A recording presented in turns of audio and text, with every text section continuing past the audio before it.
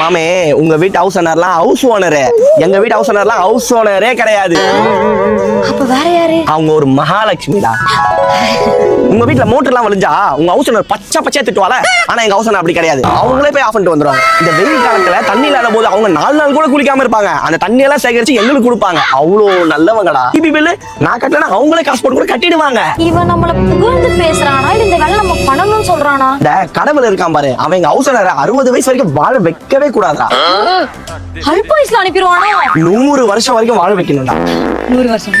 ஆமே போன ஹவுஸ் ஓனருக்கு என்ன ஆச்சுன்னு தெரியும்ல. சிம்பிளா ஒரு சாபம். ஆளு செத்துட்டாளா? ஆனா எங்க ஹவுஸ் ஓனர் சொல்லுங்க ஓனர், வாடகை கேட்க வந்தீங்களா?